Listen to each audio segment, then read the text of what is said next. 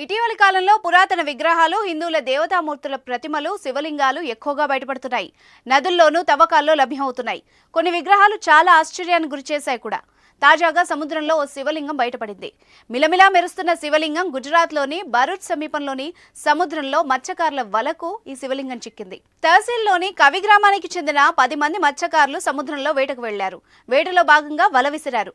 వల లాగేటప్పుడు బరువుగా ఉండడంతో ఏదో భారీ చేప పడిందని భావించారు. కానీ బయటకు తీసి చూస్తే వాళ్లకి శివలింగం కనిపించింది.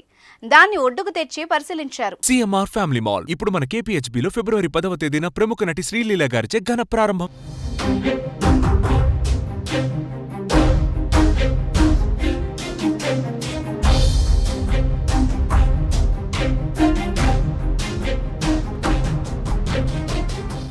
ప్రజలు శివలింగానికి స్వచ్ఛమైన నీటితో అభిషేకం చేయగా అందులో నాగుపాము, శంఖం ఆకారాలు కనిపించాయి. విశిష్టమైన శివలింగాన్ని చూసిన శివభక్తులు హరహర మహాదేవ అంటూ నినాదాలు అందుకున్నారు.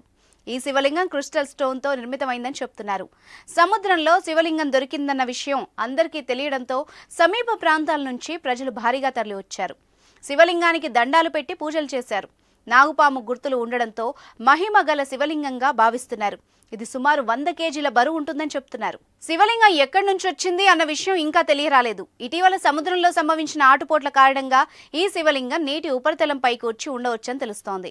దీనిపై అధికారులు విచారణ చేపట్టారు. ఈ శివలింగం ఎక్కడిది అనే అంశంపై అధికారులు ఆరా తీస్తున్నారు.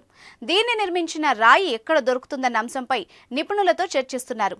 ఇది పౌరాణిక శివలింగం కావచ్చని అంచనాకొచ్చారు. సాధారణంగా హిందువులకు పురాతన దేవతామూర్తుల విగ్రహాలంటే చాలా మక్కువ.